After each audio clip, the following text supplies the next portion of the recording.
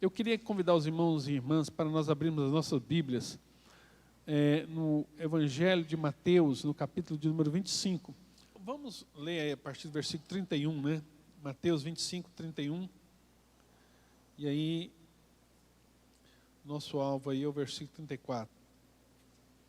Fala do grande julgamento. O grande julgamento. Diz assim: quando o Filho do Homem vier na sua majestade e todos os anjos com ele, então se assentará no trono da sua glória. Todas as nações serão reunidas em sua presença, e ele separará uns dos outros, como o pastor separa as ovelhas dos cabritos. Porá as ovelhas à sua direita e os cabritos à sua esquerda. Então o rei dirá aos que estiverem à sua direita, à sua direita, as ovelhas: venham, benditos de meu Pai, venham herdar o reino que está preparado para vocês desde a fundação do mundo. Tomem posse daquilo que eu preparei para vocês antes mesmo do mundo ser criado, desde a fundação do mundo. Porque tive fome, vocês me deram de comer, tive sede e me deram de beber, eu era forasteiro e vocês me hospedaram, eu estava nu e vocês me vestiram, enfermo e me visitaram, preso e foram me ver. Então os justos perguntarão: quando foi que o vimos, o Senhor com fome e lhe demos de comer? Ou com sede e lhe demos de beber? E quando foi que vimos o Senhor como forasteiro e o hospedamos? Ou nu e o vestimos? Quando foi que vimos o Senhor enfermo ou preso e fomos visitá-los? O rei, respondendo, lhes dirá: em verdade lhes digo que sempre que fizeram a um destes meus pequeninos irmãos, foi a mim que o fizeram. Amém? Pai, nós te damos graça pela tua palavra, que o Senhor possa ministrar aos nossos corações nessa noite, que o Senhor possa falar conosco, que o Senhor possa trazer revelação da tua palavra nesta noite. É o que nós te pedimos em o nome de Jesus. Amados, aqui é um sermão, né, que Jesus está trazendo acerca do grande julgamento, o grande dia. E aqui ele está falando de uma fé genuína, de uma fé que não é uma fé somente de palavras. Eu vi um irmão essa semana falar uma palavra que eu achei interessante. Ele diz que no nosso meio existe muito transcristãos. Cristãos trans. São pessoas que não são cristãos, mas que se sentem cristãos. Não é? Que é uma coisa que está na moda hoje, né? O camarada é um homem, mas não se sente homem, ele se sente uma mulher. Então, ou a mulher que é uma mulher, mas que não se sente uma mulher, se sente um homem. E ele falou a mesma coisa, falou: existem muitos transcristãos. Cristãos trans são pessoas que não são cristãos, mas se sentem cristãos. E quem são essas pessoas que Jesus está falando aqui no Evangelho? São exatamente essas pessoas que vive uma fé de aparência, uma fé que não é uma fé genuína, uma fé que não é uma fé verdadeira, uma fé que não faz diferença. Note que Jesus cita aqui algumas coisas básicas. Isso aqui, irmão, primeiro deixa eu te falar, isso aqui não é que se você fizer essas coisas, você vai ser salvo. Não é isso que ele está dizendo aqui. Ele está falando de um comportamento de uma pessoa que já é salva. Isso aqui é o testemunho de um salvo. É como um salvo vive. Você vê que quando nós chegarmos no reino de Deus Jesus está falando que Ele vai dizer para nós: vinde, benditos de meu Pai, venham herdar o reino que está preparado para vocês, né? Vindes, benditos do meu Pai, entrem no reino eterno, no reino que jamais terá fim, no reino que jamais acabará. Entrem no reino que jamais terá fim. Aqui mesmo ele vai falar também na parábola das dracmas perdidas, que não da dracma perdida, né, na parábola dos talentos. Ele diz assim, inclusive está nesse mesmo capítulo, a parábola anterior, ele diz que, aqui no versículo de número 22, no mesmo capítulo aqui, no versículo 22, ele fala assim, né? Mateus 25, 22, e aproximando-se também do que tinha recebido 2 talentos, disse: o Senhor me confiou 2 talentos, eis aqui outros 2 que ganhei.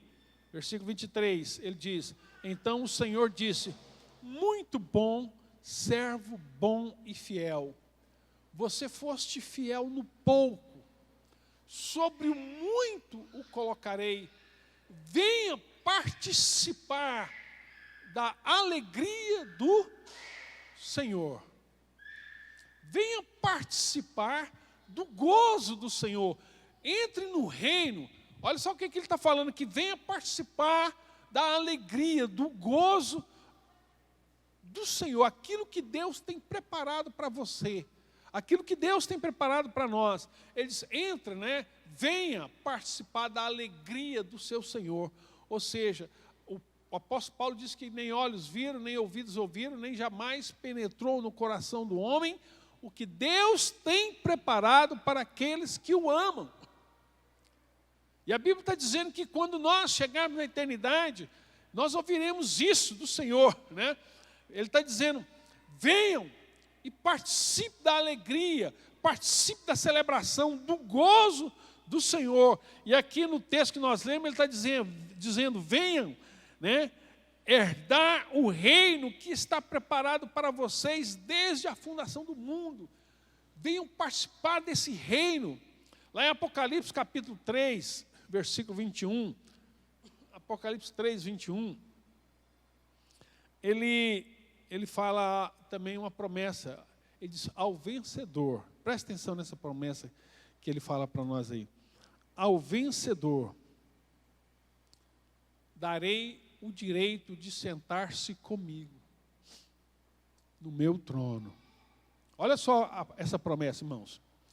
Ao vencedor darei o direito de assentar-se comigo no meu trono, assim como também eu venci e me sentei com o meu Pai no seu trono. Ao vencedor vai sentar, quer dizer, vai reinar com Cristo por toda a eternidade. O vencedor sentará no trono, ou seja, reinará com Deus por toda a eternidade. Isso é uma promessa que Deus faz aos seus filhos. Voltando para o texto de Mateus 25,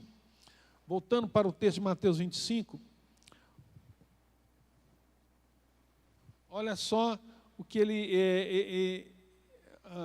ele diz para essas pessoas que entram no reino. As pessoas perguntam assim para ele: mas Senhor,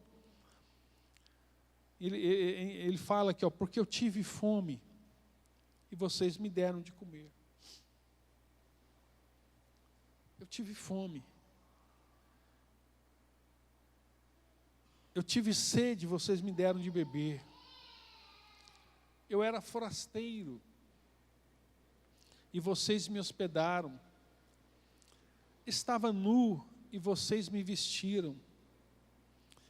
Enfermo e me visitaram. Preso e foram me ver.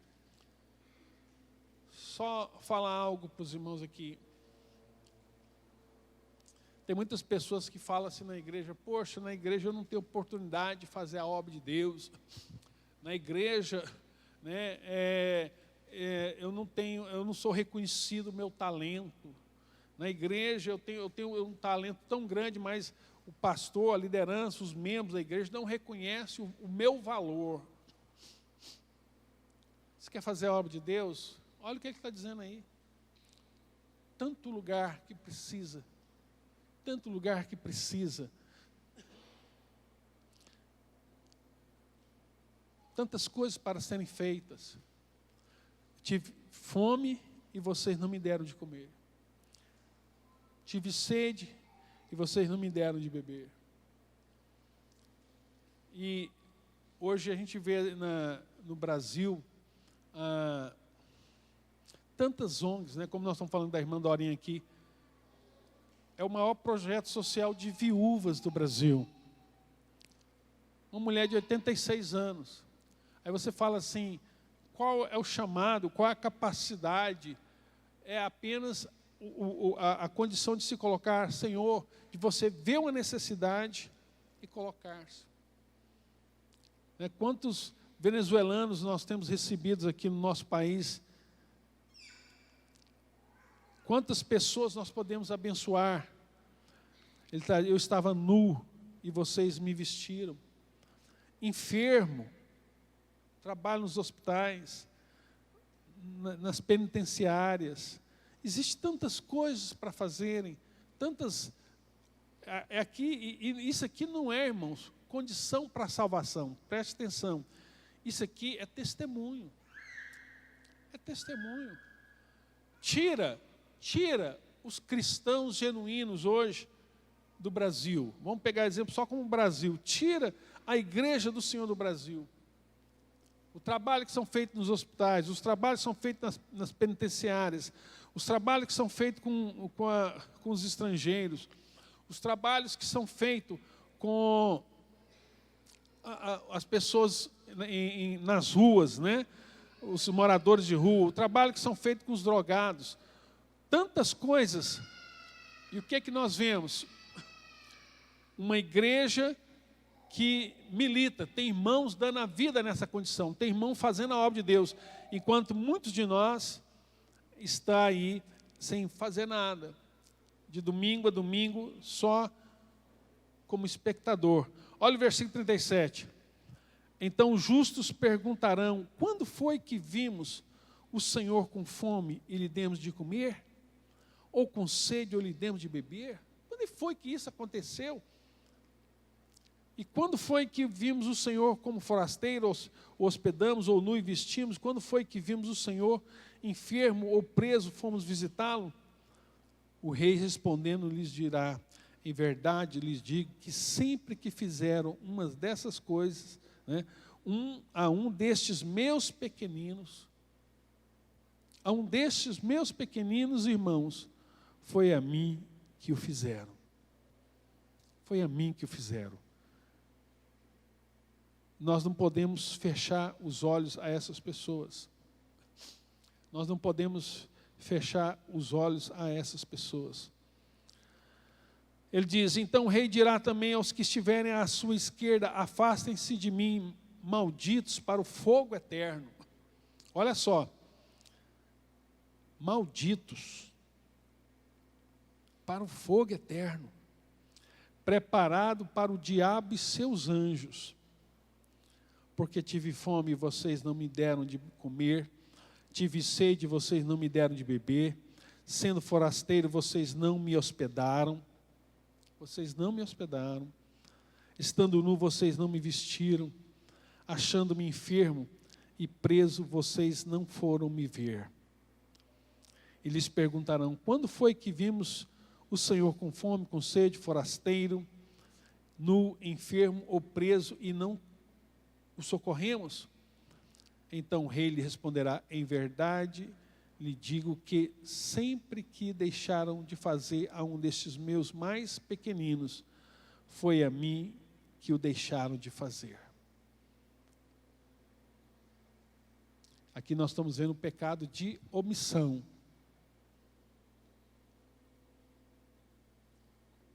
Quando nós podíamos fazer algo e nós não fizemos. E estes irão, olha o versículo 46, é o pessoal que está à esquerda, né? São os bodes. E estes irão para o castigo eterno. Porém, os justos irão para a vida eterna. Olha que coisa mais, que contradição, né, irmão? Assim, contraponto. Os justos irão para o gozo eterno, para a vida eterna, enquanto as pessoas que fingem ser cristã, elas vão para a perdição eterna. Mateus capítulo 7, versículo de número 21. Mateus capítulo 7, nós vamos ler na versão atualizada mesmo. Deixa eu só ver aqui uma referência em Lucas também, que eu quero compartilhar com os irmãos.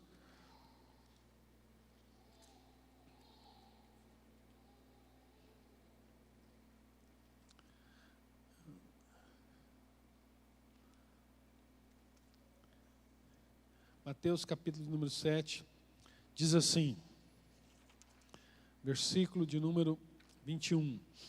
Nem todo que me diz Senhor, Senhor, entrará no reino dos céus.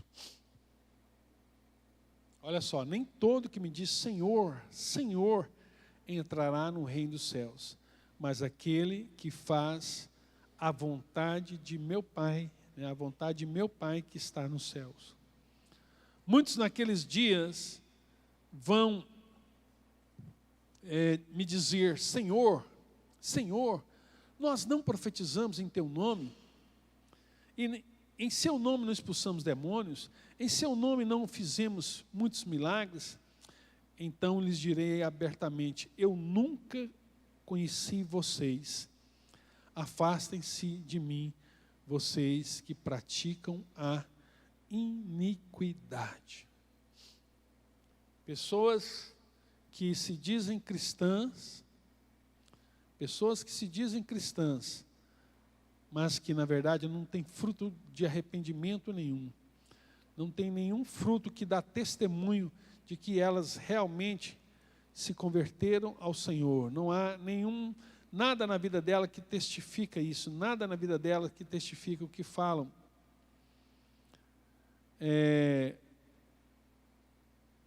Acerca da salvação. Esse mesmo texto, ele se encontra lá em Lucas 13. Eu queria ler com os irmãos lá em Lucas 13, porque Lucas 13 vai trazer algumas referências a mais para nós.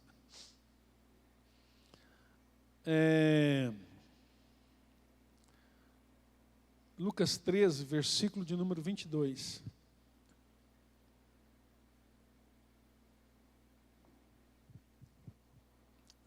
Irmãos,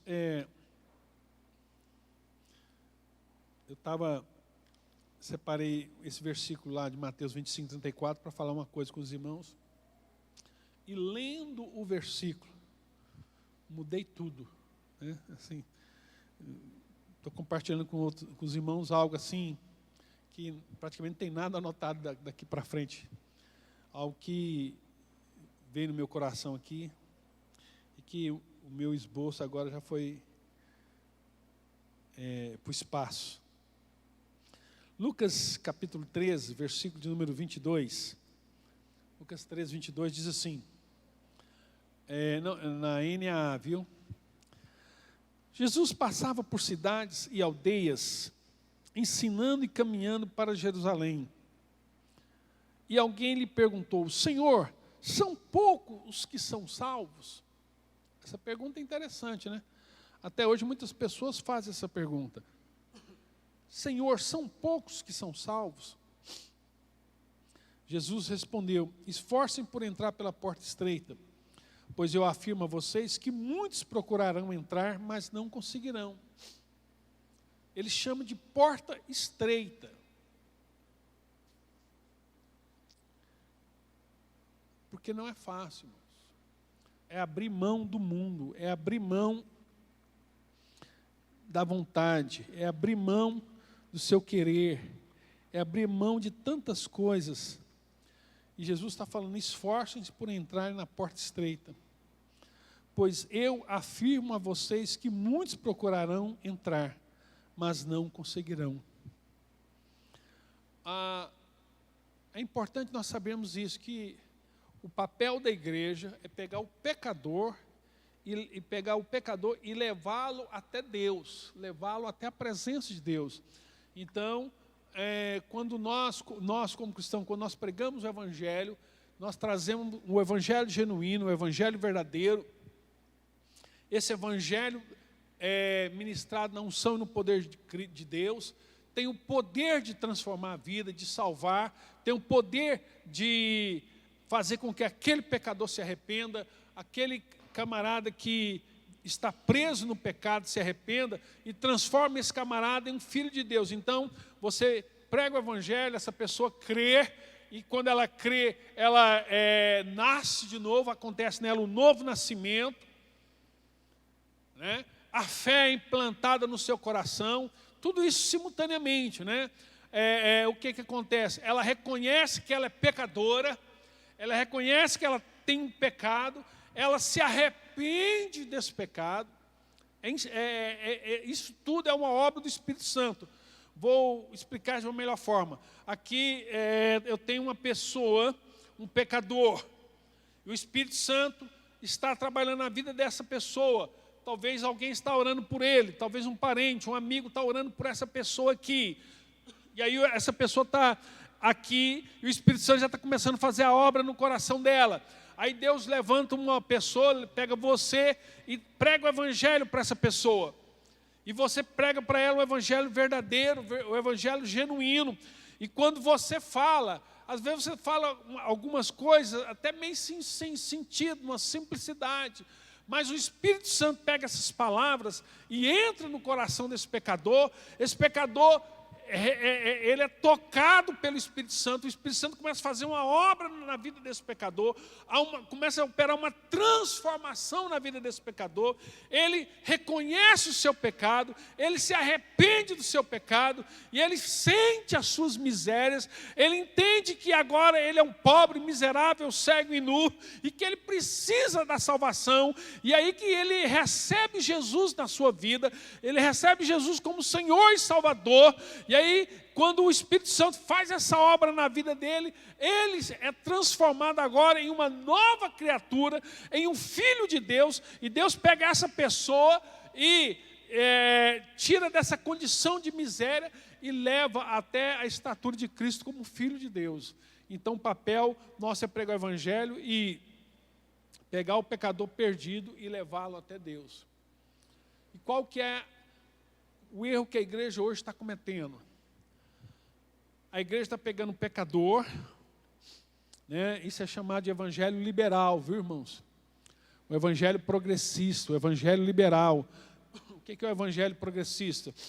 Que fala para o pecador: olha, pecador, Jesus te ama, venha como estás, permaneça como estás. Se o Espírito Santo falar com você, aí você muda, né? Mas ele fala assim: olha, mas eu tenho tais coisas, eu pratico tais coisas, eu faço tal coisa. E a igreja fala: não, mas isso não tem problema. Deixa que o Espírito Santo, na hora que ele quiser, ele vai fazer a obra na sua vida. E se você não conseguir mudar na sua trajetória, não tem problema. Deus te ama, você é filho de Deus, você é aceito como é, você pode continuar nessa situação pecaminosa, não tem problema. E a igreja, ao invés de levar o pecador a Cristo, ela traz Cristo de forma que Cristo se submete à vontade do pecador. E o que está acontecendo no mundo inteiro? E até mesmo no Brasil, o surgimento de igrejas são chamadas igrejas inclusivas, igrejas liberais. O que são essas igrejas? Que você pode tudo. Que você não precisa mudar de vida, não há necessidade de transformação, não há necessidade de arrependimento, basta apenas você dizer que Jesus mora no seu coração e não há necessidade de mudança de vida. Você não muda como marido, você não muda como pai, você não muda como cidadão, você não muda, você ainda é uma pessoa ignorante, você ainda que eles pegam e te batizam, né? Há batismo nessas igrejas, você é batizado, mas você não passou pela regeneração, aquilo que a Bíblia chama de regeneração, de novo nascimento, uma nova criatura, você não abriu mão do pecado, o pecado ainda opera na sua vida, o pecado ainda reina soberanamente na sua vida, e você, não há estímulos para você mudar, né? E aí você tem, nessas igrejas, todos os tipos de pecados morais, e assim, porque nessas igrejas, o inferno não existe. Ou se existe, ninguém vai para lá. Aí tem uma teologia chamada universalismo. Sabe o que diz o universalismo? Lá no último dia, isso que nós lemos lá em Mateus 25, quando tiver lá as ovelhas e os bodes, lembra lá, né? As ovelhas à direita e os bodes à esquerda. É sempre assim, irmão. Ovelha fica à direita e bode fica na esquerda. É sempre assim. Então, quando tiver lá as ovelhas e os bodes, eles vão falar assim, que o universalismo ensina assim, olha, Deus fala, gente, vocês são todos meus filhos, todos vão ser salvos, então é o seguinte, ninguém vai para o inferno, entra todo mundo. Pode entrar todo mundo. Eu não vou mandar ninguém para o inferno porque eu sou amor, eu sou um Deus de amor, eu amo. E as pessoas pregam isso, que Deus é amor. Mas, irmãos, o amor não é passar pano, não é encobrir o pecado. Todos os pais que agem assim com seus filhos têm uma frustração grande. O amor exige confronto. O amor exige nova postura. Ora, na nossa vida é sempre assim.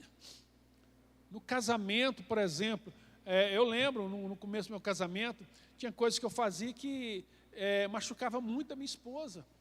E sabe o que me fez mudar cada uma dessas coisas? É quando eu a via chorando, quando a gente discutia e ela expunha aquilo para mim, e quando eu via minha esposa chorando, eu falava, gente, isso está machucando ela, isso, eu penso que é uma coisa tão simples, né? Mas isso está machucando a minha esposa, eu não posso agir dessa forma, eu tenho que mudar. Então, o amor leva confronto, leva a falar a verdade, leva você reagir, você não aceitar as coisas, é você dizer não. É você dizer não, você não compactuar. Recentemente eu vi lá uma notícia de que um assalto, né, um rapaz assaltando lá, e assaltou, eu não lembro se matou alguém ou não, tal, e a pessoa, e não dá para identificar pelas câmeras a pessoa correta. Mas a mãe do assaltante viu, e a mãe ligou para a polícia e falou, vem cá, esse cara da fita aí é meu filho, vem cá pegar ele. Ah, essa mãe não ama, não, essa mãe ela é uma mulher fantástica, ela ama o filho dela. O amor faz isso. O amor é justo, o amor não se, como diz Paulo, né, o amor não se alegra com injustiça. Então, você achar que Deus é amor e que no fim vai todo mundo para o céu e que não vai ninguém para o inferno, isso é uma teologia diabólica. Isso não tem fundamento bíblico para essas coisas. Não há fundamento bíblico. O amor, lá no capítulo 13 de Coríntios, Paulo diz isso claramente para nós. o amor não se ufana, não se soberbece, não se alegra com a justiça, não se comporta inconvenientemente. Tudo crê, tudo sofre, tudo espera. Então, essa questão que as pessoas falam assim, que lá no fim todo mundo vai ser salvo, isso é um canto de sereia, né? Isso é uma conversa mentirosa, porque isso é amor. Não, isso não é amor. Não é amor e não é justo. Não é justiça. Deus não seria justo se Ele fizesse isso, porque Ele estaria passando por cima do seu próprio caráter. Deus não, Ele poderia até ser chamado de Deus amoroso, mas jamais poderia dizer que Deus era justo, porque Ele tratou os diferentes de forma iguais. E Ele continua dizendo aqui, 25, Lucas 3, 25, né?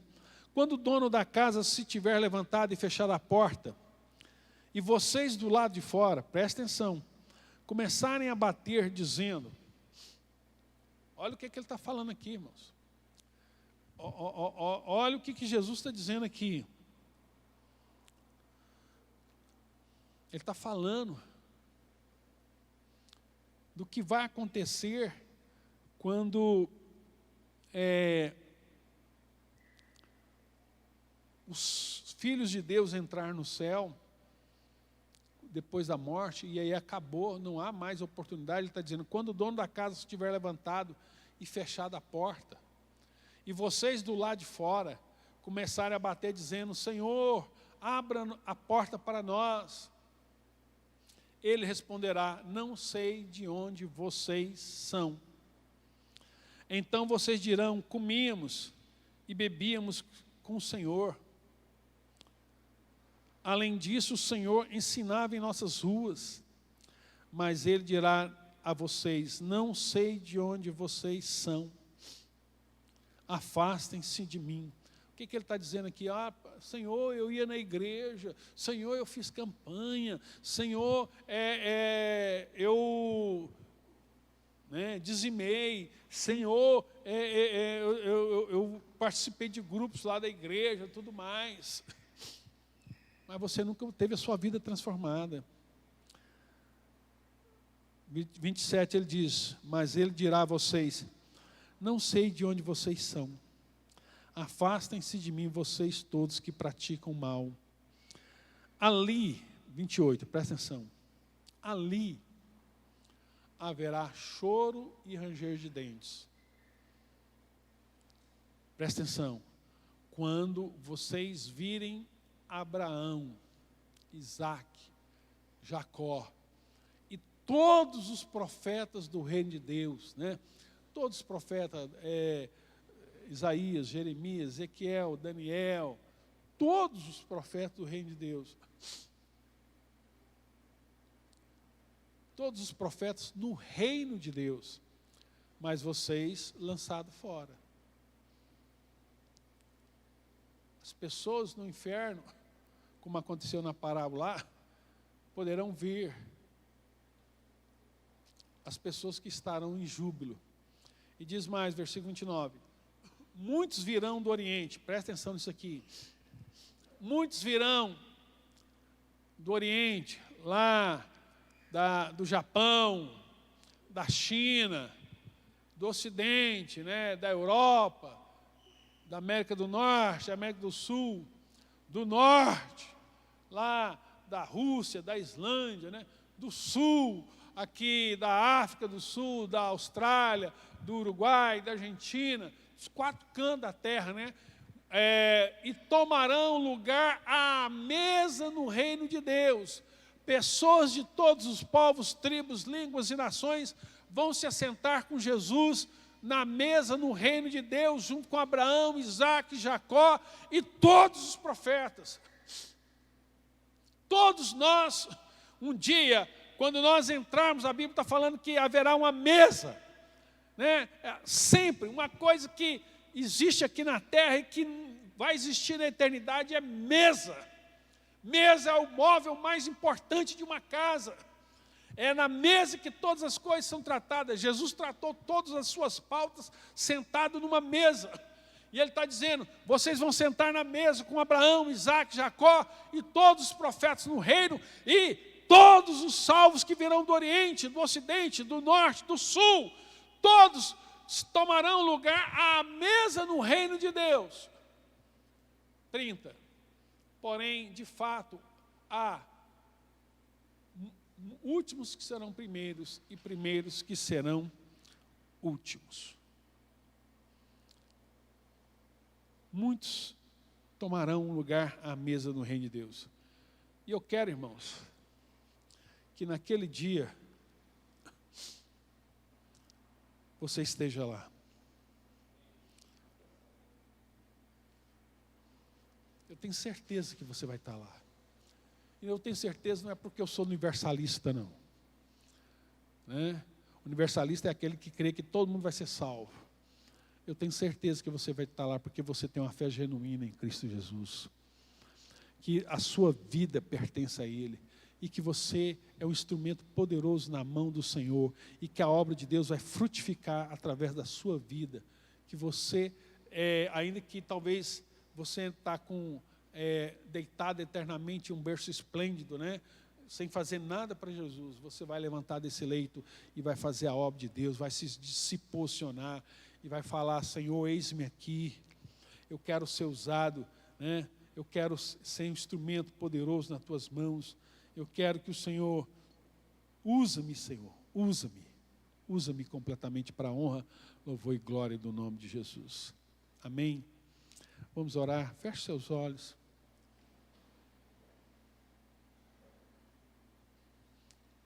Vamos cantar aquela música que diz como um farol.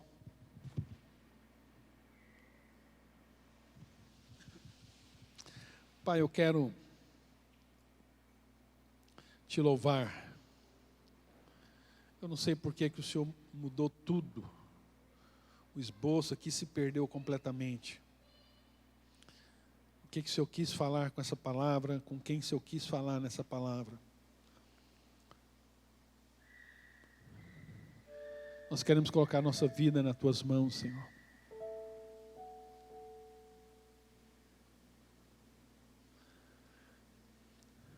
Mas nós colocamos aqui, Senhor, nossa vida nas tuas mãos.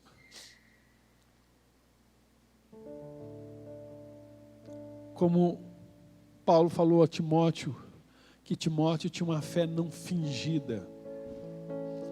Nós também queremos, Senhor, nessa noite dizer que aqui sentada nessas cadeiras estão pessoas que têm uma fé não fingida, uma fé genuína, uma verdadeira fé. Usa-nos, Senhor.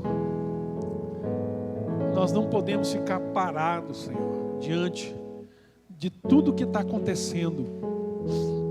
Nós não podemos ser omissos, Senhor, diante de tudo que está acontecendo.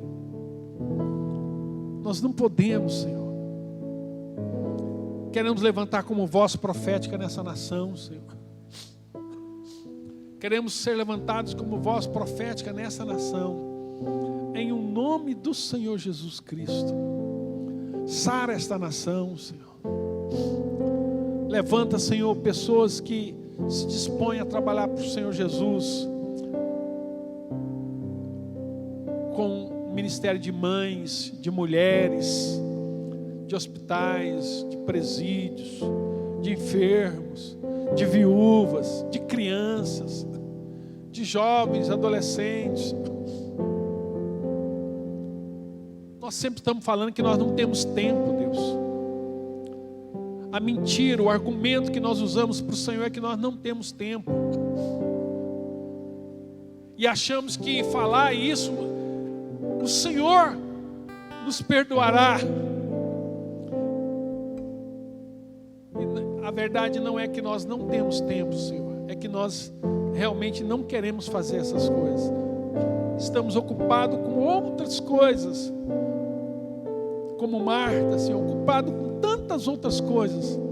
E não estamos ocupados em te agradar, em agradar o teu coração, em agradar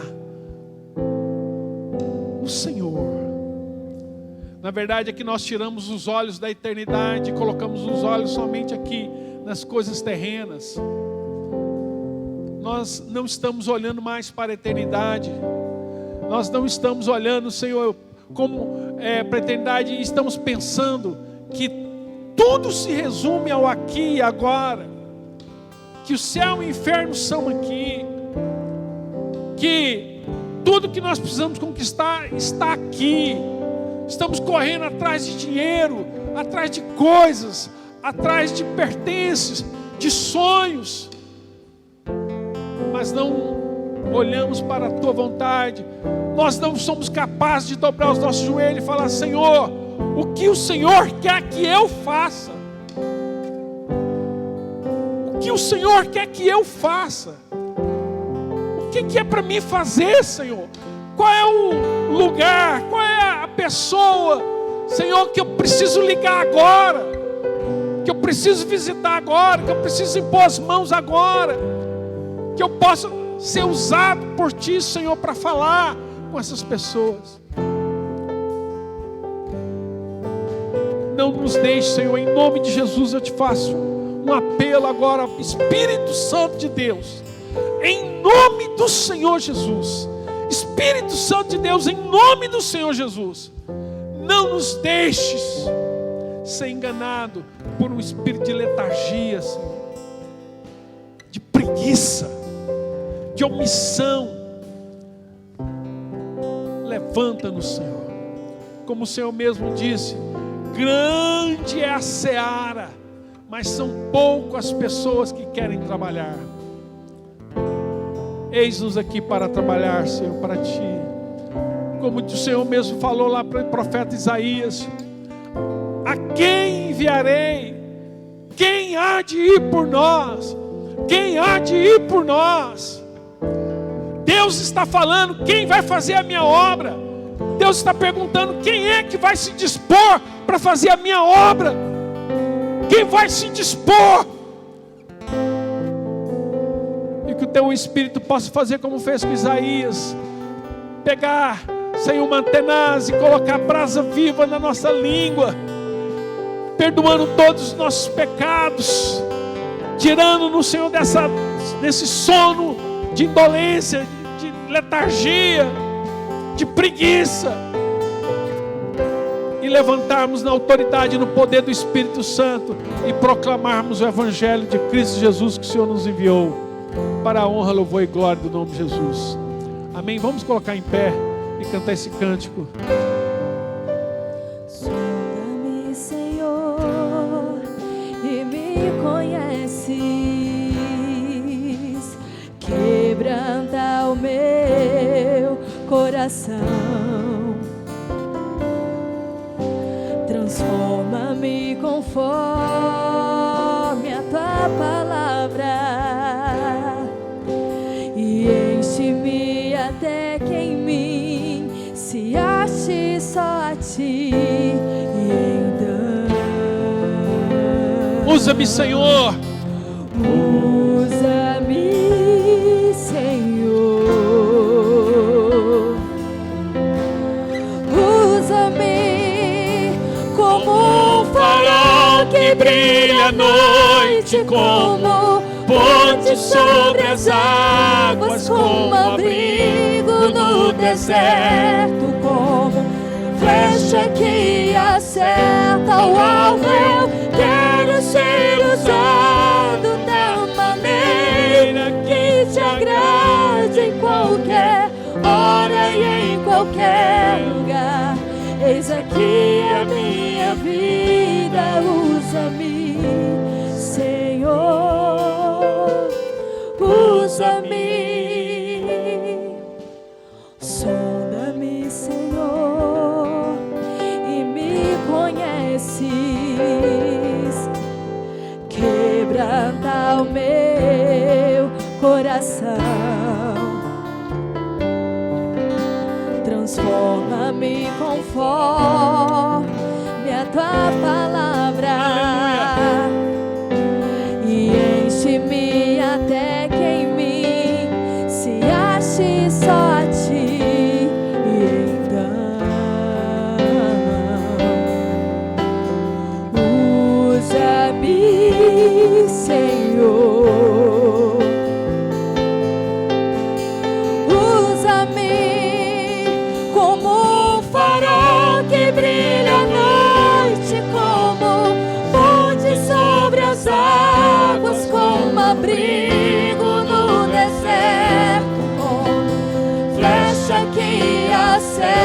o alvo, eu quero ser usado da maneira que te agrade, em qualquer hora e em qualquer lugar.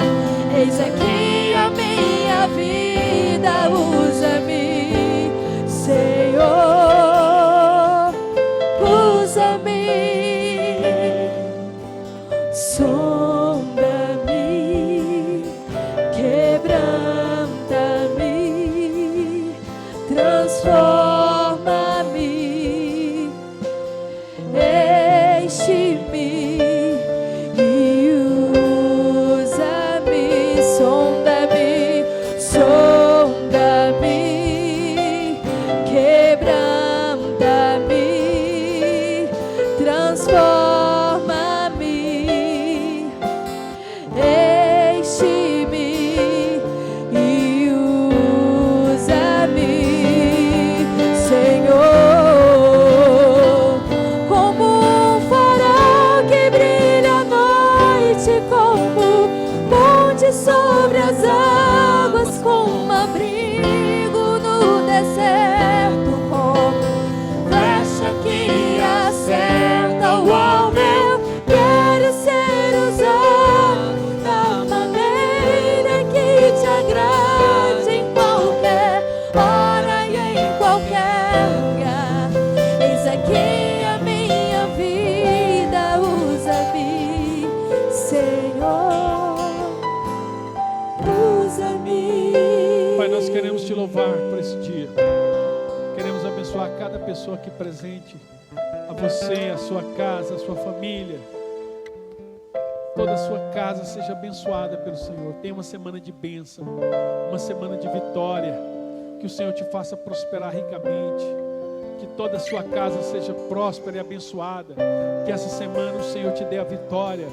Que você possa viver o melhor de Deus, em nome de Jesus. Que a graça do Senhor Jesus Cristo, que o amor de Deus, que a comunhão e a consolação do Espírito Santo seja com todos, hoje para todos sempre. Amém.